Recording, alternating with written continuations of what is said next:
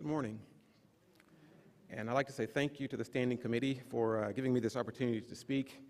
And like Robert, I'm also honored and a bit humbled to stand in this place and also to talk about these important issues. And so again, thank you.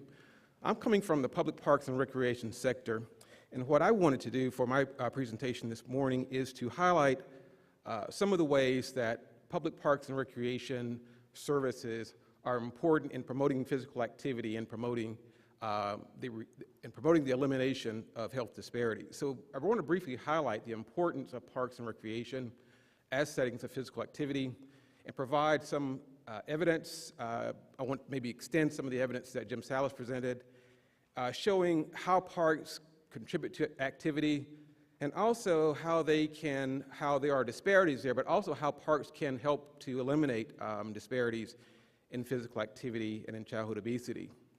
And I'd like to conclude with a few leverage points, I'll say, by which the public park and recreation sector can play a role in this effort to promote health equity and elimination of health disparities. So I just want to focus on two areas of evidence as we talk about how parks contribute to physical activity. It matters that parks are proximate, that they're close, and that they're available. And it also matters how parks are planned, designed, and also how they're used. For example, I'd like to start with a widely cited study which shows that, that census block groups that have recreational facilities available are associated with more moderate and vigorous activities and also lower obesity. So in this case, if you look along the x-axis there, look at the number of facilities, we see that as the number of recreational facilities or physical activity resources increase, if you look at that green bar, we see an increase in the number of bouts of moderate and vigorous activity. And also as those numbers of facilities increase, we see a reduction in the prevalence of overweight and obesity in those same census block groups. So this is evidence that the availability of physical activity resources are important in promoting moderate and vigorous activity, but also they are important in reducing adolescent overweight and obesity. Another study which indicates or shows that proximity matters is a study that was conducted in 4 states. And in this study, the non-school physical activity of girls was compared to girls who live within 1 mile of a park to those who live farther away. And in this study, the girls that live within 1 mile of a park got 35 more minutes of moderate and vigorous activity compared to girls that live farther away. And there was also evidence in this study that community parks and community neighborhood parks were associated with those additional minutes of moderate and vigorous activity. So as I said earlier, not only is proximity important, but it's also important in terms of how parks are managed and how parks are designed, because we have data that show that some areas of parks are more active and support more activity and have more health benefit, while other areas are less active and may not promote as much health benefit. For example, the studies that we've done in Chicago and Tampa, research that was funded by the Robert Wood Johnson Foundation, and I just have one example here from our from the Tampa portion of those data. We observed people in parks, and we used some systematic means of doing that, calculated the energy expenditure that was generated in those areas, and we found that sport facilities like basketball courts and tennis courts generated significantly higher levels of energy expenditure than places like playgrounds and open space, but those areas were also important for producing moderate levels of activity. But areas like baseball fields and fishing areas and picnic areas and so forth generated less energy expenditure and less overall physical activity. So evidence showing that it does matter how parks are designed, how parks are used, and what types of programs are available.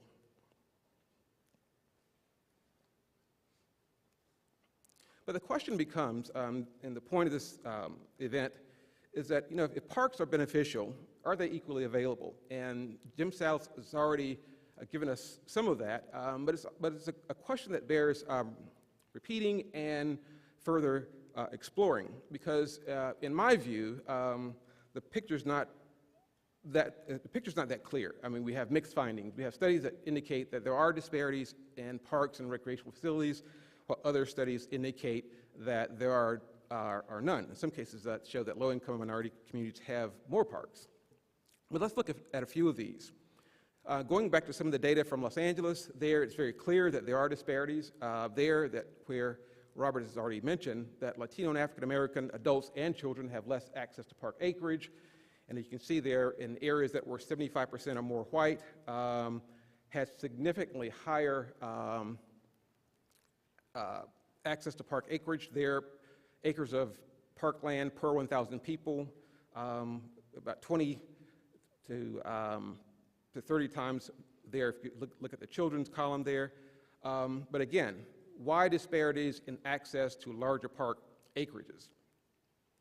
Similarly, in studies conducted in Baltimore, African Americans have been shown to have less access to park acreage, particularly in areas that are predominantly white or predominantly African American.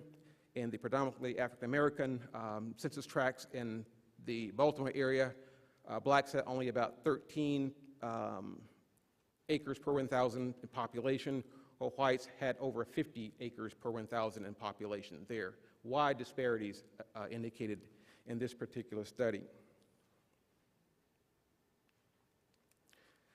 So even when we look specifically at recreational facilities that may not be in a park, and these could be public facilities or private facilities, we find that the same pattern exists and persists. In this study of census tracts in the DC area, in Maryland and in North Carolina, those census tracts that were 60% or more minority were less likely to be without a recreational facility. This is public or private or commercial. And it was more, that percentage was higher in Hispanic areas, and those areas characterized as Black and Hispanic and are predominantly African American. So in terms of income disparities or educational disparities, this is from a national study, the same study I cited earlier showing the importance of availability of parks on moderate and vigorous activity and obesity. In this particular study, it showed that as a proportion of college and higher education, the proportion of those census block groups, as they were more highly educated, the odds of there being some type of physical activity resource was higher. So having any type of outdoor activity was 4.2 times higher in these types of census tracts compared to those without a college or higher education. For parks, almost 3 times. And across the board, for a variety of different types of facilities, there was a more likely of finding these in higher education areas. But one of the points I wanted to make, and I think this focus on equity underscores this point. If we look back at some of the data that we saw in the LA study and in the Baltimore and DC and North Carolina studies, low-income and minority communities might have access to parks, but in the case of LA and Baltimore, the parks were a lot smaller. They did not have access to larger parks. So there is this idea that it's not just enough to have parks available, but they should be of equal quality. And there are a number of studies that, as Jim mentioned, there's not a lot of data on this, but there are some data to indicate that the quality of these, that there is disparity in the quality of resources, even if those resources are available. For example, in another Los Angeles study, looking at neighborhoods where people might have access to parks, it showed that that white children, this is the number of parks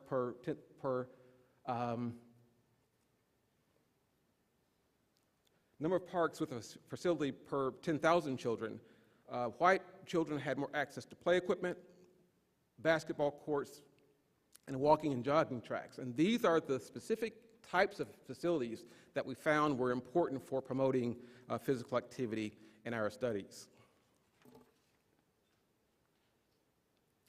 In other work that we're doing, we're showing that when we look at crime in neighborhoods, even though parks might be available, residents might not use those parks because of fear of crime. So in this particular crime map, we mapped objective crime. These are crimes that actually happen in these communities. This is not people's perceptions or self-ratings of their communities. But as the number of crimes increase in these communities, and this is Durham, North Carolina, I should say, that as the number of crimes increased, we saw significant decreases in the use of those parks by men, women, boys, and girls. So across the board, we see that there is reduction in how those parks are used, the amount of activity we see in those parks, or the amount of use. So one study I like to conclude with is that there is an important role for parks to play in reducing and eliminating health disparities. And one study I like to finish with is a study that was set in England. And they compared the amount of exposure that different communities had to green space. So at the least, in areas with the least amount of green space, they saw the greatest disparities in mortality incidence. But in the areas that had the most exposure to green space, we see a reduction in disparities across high, middle, and low income groups. So this gives us some indication that the availability of the parks and green space can impact these disparities and health inequities that we are discussing today. So in terms of policy options, one of the things that we can look to based on the evidence is to increase the proximity of parks, enhance their quality, ensure their safety, and this is all based on the evidence, and then promote their use, making sure that people can actually use those facilities. So how do we do that? And I'm going to borrow a strategy from the National Physical Activity Plan. I think the same strategy is in the plan you mentioned today, but that is to increase funding. And I think the remainder of my time might be spent on this particular point, given the time that I have remaining. But none of these things can happen without funding, and Robert gave some great examples of things that are happening in California. But one of the things I want to focus on from the park and recreation sector is the Land and Water Conservation Fund. The Land and Water Conservation Fund is the major source of funding for state and local park development in the country. It has been so since the 1970s. But in recent years, particularly in this decade, we've seen a significant fall off in that funding. And I mention this because there are certain requirements that states must show in order to receive these funds from the LWCF. One is that each state must prepare a state comprehensive outdoor recreation plan, and each state must provide a 50-50 match. So in addition to those kinds of requirements, as Jim pointed out when funding for research on physical activity and health disparities, we might add additional criteria, such as do these states have plans to show how these developments will impact health? Are they targeting areas of high need? Are they targeting health disparities? So these are some additional ways that we can kind of shape this LWCF funding source to have a greater impact on promoting activity and reducing disparities. But also we might also try to increase those appropriations back to pre-2005 levels. And from a professional standpoint, at the site level, as Robert said, we should translate this evidence not only for legal action, that's great, but also in my profession and with the folks I work with, we should be working on taking this evidence and translating it into the ways that we design and program parks intentionally, so that we can balance the passive and active uses of parks. Physical activity is not the only use of parks, but that is an important reason that we're focusing on in terms of how that can promote activity, how it can reduce obesity prevalence, and how it can eliminate health disparities. And with that, just with my last minute left, and I won't take much here because it's already been mentioned, that's great.